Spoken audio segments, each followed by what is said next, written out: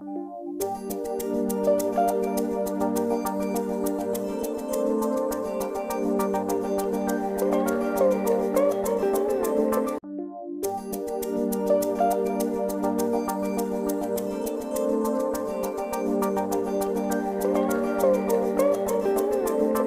here we are back inside the world's worst movie theaters. We're coming down to the wire here.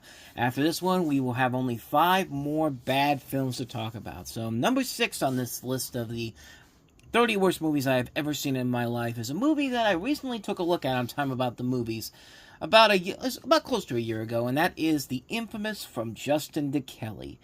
A movie that came out in 2003, just 1 year after both Kelly Clarkson and Justin Guarini had success on American Idol. And so Fox said, fuck it, let's go ahead and make a movie off of this, because why the fuck not? I mean, what else would we be doing with them instead of just, I don't know, letting them sing? But as I said before, I've talked about this movie before on Time About the Movies in great detail. So, as with every other... To our boat? As with every other movie that I've looked at on Time About the Movies that's on this list, I'm just going to go ahead and show you the clip from before. So here it is, my review from Justin to Kelly from back in when I talked about this movie when it came out. How close to Miami? It's not bussy. Music will bring 2 strangers together. Hey, they go from the beach. And nothing can come between them. I'm gonna ask her out again. Except all their friends. So what does a girl need to do to get you? There are a million hot girls here, and you're still talking about the one girl who blew you off. Kelly Clarkson. I should take a chance. Justin Guarini. Next ball is special. In the musical event of the summer. From Justin to Kelly. Rated PG. June 20th, only in theaters. Well, I'll give it this. It was the musical event of the summer, and the fact that it was the only musical released in the summer of 2003, so it really wasn't an event. More just like, hey, we don't have any other musicals in here. We'll advertise this as the musical event of the summer, and maybe that'll force people to come see our film. This is one of the worst weekends of the year. Maybe one of the worst weekends for big movies of all time, because, man, From Justin to Kelly certainly is... It's something. Let's go ahead and take a look at the plot for this and just go into it. This takes place during spring break in Fort Lauderdale, Florida. We have Texas singing waitress Kelly Taylor meeting Pennsylvania college student Justin Bell, played by Kelly Clarkson and Justin Guarini. They fall for each other, and various romantic complications ensue. Kelly's friend Kaya falls in love with charming busboy Carlos. Kelly's other friend Alexa seems to keep Justin and Kelly from meeting. Justin's friend Brandon is also getting on the wrong side of a sexy beach patrol woman. And Justin's other friend Eddie tries to hook her up with a cyber pal. And this is a film that was so terrible that it almost didn't get released. And judging by the film that we have here, it probably shouldn't have been, but all in good time. Some theater chains literally were threatening not to screen the film when eventually this would be Disney, but 20th Century Fox announced plans to rush it to VHS and DVD a mere 6 weeks after its original release. The deuce, you say? I mean, it's not like nowadays where we just release movies 17 days in theaters and then say, here it is on digital, and then go like, well, why didn't The Fall Guy do well? Well, dumbasses. You literally are putting it out on Blu-ray and digital 17 days after it was released in theaters. And you're expecting it to become a hit in theaters still. Like, what the hell is wrong with you? But again, we'll save that for another time. But Fox ultimately relented and pushed the release date back a few months. And after the opening weekend flop, they decided to reinstate the original release plan. And the film was released in theaters on August 26th. So, theater chains threatened to pull the film. Probably shouldn't even bother to do that, because not only did you waste the studio's time by pushing it back, but it was all for naught, because this film was gone after literally 2 weeks. Like, they didn't even wait the 6 weeks. Like, you could have easily done what we do today. Just put it in theaters for 17 days and then put it on DVD. Nobody would have given a crap. Like, you wasted their time by doing this, but then again, there was this genre in 2003 where they were just like, this was actually the second theatrical release film based off a reality show. We already talked about The Real Cancun. We know how bad that movie was. Yeah, and guess what? That sucked too. But this film, I mean, I don't get it. I have no idea what they were doing. They were basically just they were just trying to cash in on something that just premiered the year before with American Idol. This was a film based off the thing that pushed Fox to the #1 spot in terms of network television for the first time ever. And that was a pretty big deal for them. Like, Fox, they had spent the last 10 years establishing themselves as the 4th television network with The Simpsons, Beverly Hills 90210, Melrose Place, and then the NFL pushed them over the map. But this was the one that put them over the top as the #1 network for a good amount of time.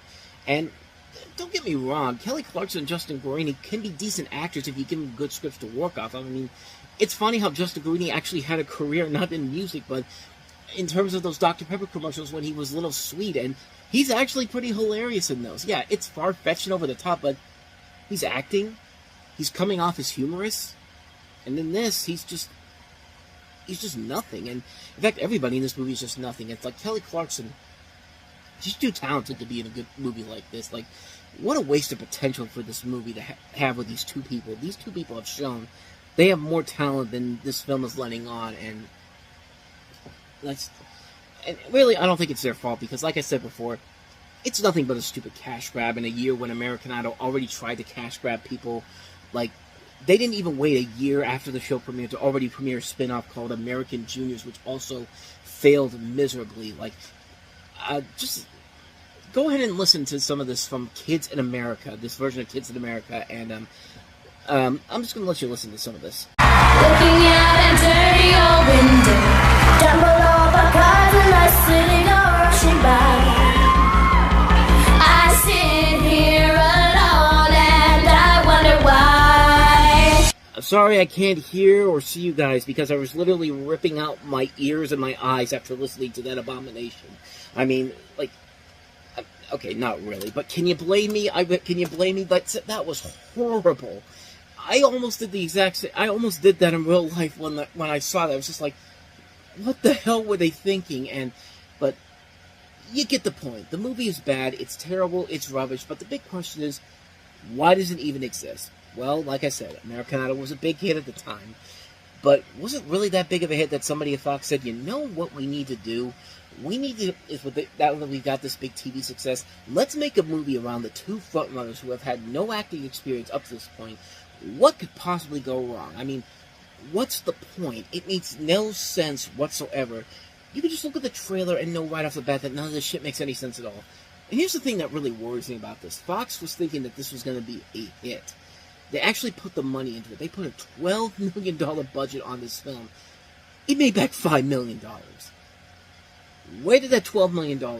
I mean, Kelly Clarkson and Justin Guarini could not be that big of a names to warrant a film that has $12 million attached to it. And, like, this is 2003. They had barely reached the peak of their careers yet. I mean, Kelly Clarkson's first album came out the same year. Like, what were they thinking? What were they thinking with this movie? And this comes out around the same time when we've had a lot of big musical bombs. Mariah Carey's Glitter, Britney Spears' Crossroad. We haven't even gotten to stuff like Ashlee Simpson's Undiscovered or Hilary Duff's Raise Your Voice. But honestly, this might be the worst of the very worst. I mean, this is the worst of the very worst. The acting is bad. The story makes no sense whatsoever. The music is terrible. The choreography is awful. It's just an all-around mess of a film, and it easily earns the distinction of one of the worst films ever made. In fact, it's in my top 5 or 6 worst movies I've ever seen in my life. It also earns the distinction as the single worst adaptation of a television series ever. And I know it's not based off entirely of American Idol, but it's based off of it's an American Idol cash grab, regardless, and a bad one at that. There's a reason why I said this is one of my least favorite movies of all time, and it's that bad, people. Just avoid this movie like the plague. So yeah, from Justin to Kelly, it was clearly made to cash in on the recent success of American Idol, so they said, fuck it, let's make a movie off of these two who clearly cannot act at this time, even though we just made them stars within the last year. But, yeah, we don't go to see Kelly Clarkson and Justin Guarini back there to see them act. We want to hear them sing, damn it. But, there you go. That's from Justin to Kelly for you. So, and just like that, we are already on our way to the top 5 worst movies I have ever seen in my life. And boy, the first one we have here is a doozy of a film. It's one of only 3 movies I've ever walked out of a theater in my entire life that I've ever done. We'll take a look at that one on the next episode here, but if you want to hear what I have to say about the infamously bad M. Night Shyamalan's The Last Airbender, go ahead and hit the link there, check out some of the other episodes I've done. I'll see you back here next week.